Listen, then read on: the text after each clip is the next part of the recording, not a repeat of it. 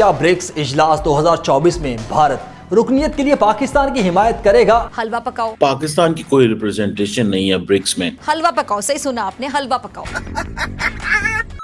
ये ब्रिक्स जो है एक इम्पॉर्टेंट फोरम बनता जा रहा है और उसमें ना सिर्फ जो ब्रिक्स के मेंबर्स हैं वो तो शामिल हैं ही हैं, बल्कि अदरवाइज भी दावत दी जाती है जो भी होस्ट कंट्री होती है। लेकिन पाकिस्तान को इसमें इवन एज एन ऑब्जर्वर या वैसे दावत नहीं दी गई। पाकिस्तान ने तो अप्लाई किया, ठीक है, तो पाकिस्तान को they could have invited as an applicant कि जिन्होंने अप्लाई किया वो वेलकम देम। क्या प्रेसिडेंट पुतिन प्रेसिडेंट मोदी से डरते हैं? हाँ भाई हाँ। ये गेम है जियोपॉलिटिक्स का, 5 नए मेंबर्स को ऐड करना। भारत ने ये G20 में करा था, पूरे 55 देशों को, अफ्रीकन यूनियन को ऐड कर लिया G20 में। अब यहाँ पे वो कौन से 5 देश हैं? यहाँ पे सऊदी अरब को ऐड करा जाएगा, इजिप्ट को ऐड करा जाएगा, यूनाइटेड अरब एमिरेट्स को ऐड करा जाएगा, ईरान को ऐड करा जाएगा और इथियोपिया को ऐड करा। आगे बढ़ते हैं। जहाँ भी जाते हैं ना उधर हिंदुस्तान बना देते हैं और मुझे ऐसा लगता है कि वो हिंदुस्तान से कुछ 4, 5, 8, 10 प्लेन ना हिंदुस्तानियों के भर के लेके जाते हैं कि जहाँ भी वो जाएंगे वहाँ हिंदुस्तानी नजर आएंगे, हर जगह पे हिंदुस्तान नजर आएंगे। ये भारत को तो खबर चाहिए होती है हमारे खिलाफ, राम राम बोलेंगे, पाकिस्तान को पहलेंगे। इतनी सी बात होती, पिंक को रेड और रेड को मैरून करके वो पेश करते हैं हेडलाइंस में कि आखिर क्यों पाकिस्तानियों से ये पूरी दुनिया परेशान है?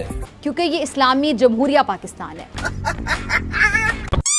देखें वो एयरपोर्ट पे उतरते हैं तो एयरपोर्ट पे भी आपको ऐसा लगता है कि हिंदुस्तान बन गया है, क्योंकि हर जगह पे आपको हिंदुस्तानी नजर आ रहे होंगे। एयरपोर्ट से बाहर आते हैं तो आप देखते हैं कि उधर खवातीन जो हैं उन्होंने हिंदुस्तानी ड्रेस पहने हुए हैं, हिंदुस्तानी कल्चर के बीच में उन्हें वेलकम कर रहे हैं। चाइना ब्रिक्स की बात क्यों करेगा? क्योंकि चाइनीज का गला सूख रखा है आजकल, इकोनॉमी बहुत बुरे हाल में है चाइना के। जब तक आप खजूर कमा, भारत उल्टा चाइना के ऊपर प्रेशर डाल रहा है। अगर तुम चाहते हो कोऑपरेशन तो ये तुमने जो ड्रामा कर रखा है लाइन ऑफ एक्चुअल कंट्रोल में खत्म करो इसको भाई, वरना हमारी फौजें भी खड़ी हुई हैं। कमजोर मत समझना, ये 2024 का भारत है, मुंह खोलोगे ठोक देंगे। दिल थाम के बैठ जाएं क्योंकि भारत ने फिर से जो है अपना कार्ड प्ले कर दिया है। जी बिल्कुल, हम बात कर रहे हैं आज ब्रिक्स समिट के अंदर होने वाली मुलाकात की, जिसके ऊपर अमेरिका, जापान, पाकिस्तान, दुनिया भर की लीडरशिप की नजरें थी कि क्या शी जिनपिंग और मोदी साहब की क्या मुलाकात होगी, क्या रशिया सक्सेसफुल हो जाएगा जो रशिया चाहता था कि वो अमेरिका को प्रेशराइज करे, वेस्ट को एक सीक्रेटली मैसेज दे कि आप जितने भी सैंक्शन 15,000 16,000 के करीब सैंक्शन अगर आप रशिया पे लगाते हो तो रशिया स्मार्टली जो है ब्रिक्स से एक मैसेज क्या देने वाला है। तो मैसेज ये आया है कि 5 साल के बाद मोदी साहब और शी जिनपिंग ने 50 मिनट की मुलाकात की और ये हाथ मिलाने के लिए 5 साल तक वेट करना पड़ा। हमारे जयशंकर साहब एशियो मीटिंग के अंदर पाकिस्तान गए थे, तब पाकिस्तान मीडिया के अंदर एक बात बड़ी कॉमन चल रही थी, क्या ये रिश्तों में पड़ी हुई बर्फ पिघलेगी? लेकिन वो बर्फ तो कभी नहीं पिघली है। लेकिन ब्रिक्स समिट में इस बार ऐसा कमाल हुआ, जो पिछले 5 साल से भारत और चाइना के बीच के अंदर जो टेंशन चल रही थी, बॉर्डर टेंशन, वो टेंशन ऑलमोस्ट खत्म हो गई है। भारत और चाइना इस बात पे राजी हो गए कि 2020 से पहले जो जहाँ था वो वहाँ चला जाएगा। भारत और चाइना के बीच में जो रिश्तों की बर्फ थी वो पिघल चुकी है। हाँ भाई हाँ। और सबसे कमाल की बात है, पाकिस्तान ने ब्रिक्स के अंदर शामिल होने के लिए अपनी मेंबरशिप अप्लाई की थी, लेकिन पाकिस्तान को शामिल नहीं किया गया। तो पाकिस्तानियों के सीने पे सांप लौट रहे हैं। दिया कि जी नक्शा बदलने जा रहे हैं ब्रिक्स कंट्रीज, जिसमें इंडिया भी है, रशिया भी है, चाइना भी है, साउथ अफ्रीका भी है। कैसे नक्शा बदलने जा रहे हैं? जो साहब ब्रिक्स की जो मेंबर्स हैं ये बड़े सॉलिड, बड़े मजबूत और दुनिया के पावरफुल कंट्रीज हैं। ये कोई आम कंट्री नहीं है। उसमें रशिया ले लीजिए, उसमें हिंदुस्तान ले लीजिए, उसमें चाइना ले लीजिए, उसमें और भी मुल्क हैं, ब्राजील है और अफ्रीका भी है उसके बीच में। तो ये बड़े पावरफुल स्ट्रॉन्ग मुल्क हैं। ये उस तरह की मीटिंग नहीं है जिस तरह की एससीओ की मीटिंग पाकिस्तान में हुई और पाकिस्तान उस मीटिंग से कोई उन लोगों से फायदा नहीं उठा सका। लेकिन ये दुनिया का नक्शा किस तरह चेंज करने जा रहे हैं, इसकी डेफिनेशन मैं आपको बताऊंगा। देखें, अमेरिका दुनिया का पावरफुल जो है, दुनिया का सुपर पावर बने फिर रहा है, पूरी दुनिया के नक्शे चेंज करवा रहे। नक्शा बदला उसने, लेकिन उसने नक्शा किस तरीके से बदला? दुनिया में जंगें करवा के, मुल्कों को तोड़ के, मुल्कों में तबाहियां करवा के, हजारों लाखों लोगों को मरवा के, अपना असला बेच के, फिर उसने दुनिया का नक्शा चेंज किया, अपने डॉलर को पावरफुल बनाया, पूरी दुनिया में डॉलर करवा दी उसने, हर चीज डॉलर के साथ। लेकिन ब्रिक्स पैदा हुआ और ब्रिक्स इस डॉलर का बाप बन गया। अमेरिका का बाप कैसे बनेगा? वो किस तरह डॉलर की ऐसी की तैसी करने जा रहा है, वो डॉलर को फाड़ने जा रहा है, डॉलर को बर्बाद करने जा रहा है। क्योंकि ब्रिक्स के जो परमानेंट मेंबर हैं, जो ये ब्रिक्स एक कंट्रीज है, जो इस बीच में कंट्री है, ये पूरी एक तंजीम जो है ये क्या करने जा रही है कि डॉलर की ऐसी की तैसी करने जा रही है, ये अपनी एक करेंसी इंट्रोड्यूस करवाने जा रही है, ये अपनी एक करेंसी के बीच में ट्रेड करेंगे, ये दुनिया का नक्शा चेंज करेंगे ट्रेड के साथ, लोगों की हेल्प करके, लोगों को तरक्की देके, डेवलपमेंट करके, अच्छी एजुकेशन देके, ये इस तरह दुनिया का नक्शा चेंज करने जा रहे हैं, ना कि अमेरिका की तरह के दुनिया में तबाहियां करवा के अपने आप को सुपर पावर बना के दुनिया का नक्शा चेंज कर रहे हैं। इससे पहले याद होगा आलमी जंग लगी, इतना सा यूरोप है, उतने से यूरोप ने एक फैसला लिया कि उसने अपने सारे यूरोप के 25, 26, 28 कंट्री जितने भी मुल्क है ना, इनके बीच में यूरो चलाया।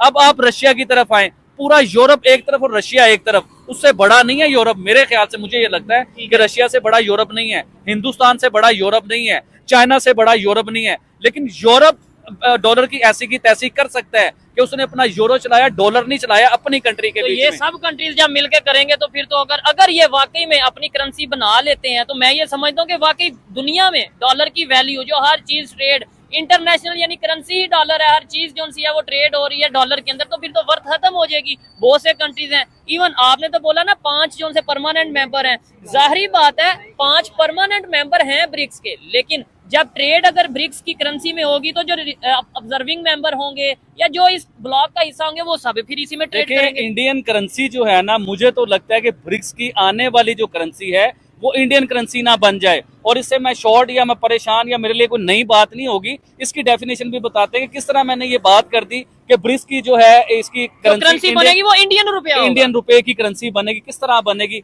देखें, इस टाइम आप रशिया को देख लें जिसे स्ट्रॉन्ग माना जाता है, पावरफुल माना जाता है, वो भी इस टाइम जंगों के बीच में, वो भी कोई सुखाल या सुखी नहीं है, वो भी जंगों में, यानी कि उसका इमेज जंगों के साथ जुड़ा हुआ है। इसी तरह चाइना को ले लें, चाइना के इमेज भी जंगों के साथ जुड़ा हुआ है। हिंदुस्तान का इमेज हर चीज से साफ है, ना उसके मुल्क में कोई जंग चल रही है, ना उनकी किसी के साथ दुश्मनी चल रही है, वो अपने बासानी तरीके से अपने मुल्क को तरक्की करवा रहे हैं, अपनी इकोनॉमी को बेहतर कर रहे हैं, अपनी करेंसी को बेहतर कर रहे हैं, अपनी फॉरेन पॉलिसी को, अपने रिलेशन को बेहतर कर रहे हैं। डेफिनेटली इस बात से मैं एग्री करता हूँ कहीं ना कहीं। अदरवाइज अगर देखा जाए, इस टाइम पावर की बात की जाए, ये मेरी पर्सनल ओपिनियन है कि भाई चाइना डेफिनेटली इकोनॉमी में इंडिया से बेहतर है, तो फिर अगर करेंसी होगी तो वो इंडियन रुपीज की बजाय चाइनीज या फिर रशियन करेंसी यूज हो सकती है, ठीक है। लेकिन यहाँ पे मैं ये कहना चाहूंगा, आबिद भाई आप क्या समझते हैं कि इंडिया के प्राइम मिनिस्टर का जिस तरीके से वेलकम किया गया? मैं वेलकम की बात बाद में करूंगा, सबसे पहले करेंसी की बात के ऊपर आइए। हिंदुस्तान का अभी भी काफी ऐसे मुल्क है जिसमें हिंदुस्तानी रुपीस के साथ उनकी ट्रेड हो रही है। ब्रिक्स में पाकिस्तान ने भी ऑफ कोर्स ख्वाहिश का इजहार किया अपना इसमें शामिल होने के लिए, और पाकिस्तान ने कुछ अर्सा पहले ही बाकायदा तौर पर इसमें मेंबरशिप हासिल करने के लिए बाकायदा तौर पर दरख्वास्त दी थी। उसके हवाले से पहले ये खबरें भी आती रही, क्योंकि ये रूस में समिट हो रही है, तो क्या रूस में जो समिट हो रहा है तो उसमें पाकिस्तान की रुकनीत के हवाले से फ़ैसला होगा? इसके हवाले से मेरे पास ऑब्वियसली आपके लिए एक्सक्लूसिव इन्फॉर्मेशन और ख़बर है। अगर आप देखें ब्रिक्स के हवाले से, तो जो पाकिस्तान है वो ऑफ कोर्स इसका हिस्सा बनना चाहता है, और इसलिए जब इसकी पिछले साल भी एक्सपेंशन शुरू हुई, कई नए ममालिक शामिल हुए, तो फिर पाकिस्तान ने इसमें दरख्वास्त दी। फैसले इसमें कंसेंसस के साथ किए जाते हैं, यानी कि जो एग्जिस्टिंग मेंबर्स हैं तमाम के दरमियान इत्तेफाक राय होना चाहिए, तभी जो इसकी रुकनीत है कोई मुल्क हासिल कर सकता है। जो रूस जब इसकी नुमाइंदगी, ऑफ कोर्स जब उसके पास सदारत है, उसकी मेज़बानी कर रहा है, और अगर आप देखें कि रूस के डिप्टी प्राइम मिनिस्टर और फिर उसके बाद उनके जो प्राइम मिनिस्टर्स हैं उन्होंने विज़िट किया, और उसमें उन्होंने इसी ख्वाहिश का इजहार किया, रादर पाकिस्तान की जो मेंबरशिप की कोशिश है उसको उन्होंने इंडोर्स किया और सपोर्ट किया, और कहा कि वो चाहते हैं कि पाकिस्तान इसका हिस्सा बने। चीन पहले ही पाकिस्तान को सपोर्ट करता है कि पाकिस्तान इसका हिस्सा बने, तो रूस की हिमायत के बाद ये समझा जा रहा था कि शायद जो काज़ान में ये समिट हो रहा है तो इस मौके के ऊपर पाकिस्तान के बारे में कोई फ़ैसला होगा। लेकिन जो मेरी पाकिस्तान के सिफारती ज़राए से बात हुई है, तो कम अज़ कम इस समिट में पाकिस्तान को रुकन या इसकी रुकनीत मिलने का कोई इम्कान नहीं है, ना ही जो पाकिस्तान की रुकनीत है या किसी और मुल्क की इस वक्त एजेंडे में शामिल है। ये दफ्तर ख़ारजा के ज़राए ने कन्फर्म किया है कि जो ख़बरें वैसे चल रही हैं कि शायद पाकिस्तान की रुकनीत हो जाएगी और पाकिस्तान के हवाले से फ़ैसला किया जाएगा, तो ज़राए ने मुझे यही बताया कि आम तौर पर इस तरह के जब फैसले लिए जाते हैं तो वर्किंग लेवल के ऊपर पहले ही होमवर्क कर लिया जाता है, और जो समिट के ऊपर जब डिसीजंस होते हैं तो उसको जो लीडर्स होते हैं वो सिर्फ स्टैम्प करते हैं। तो उसके हवाले से जो मेरी ज़राए से बात हुई है, पाकिस्तान के हवाले से अभी तक कोई बड़ा फैसला हुआ नहीं है, ग्राउंड के ऊपर होमवर्क नहीं हुआ। जय श्री राम।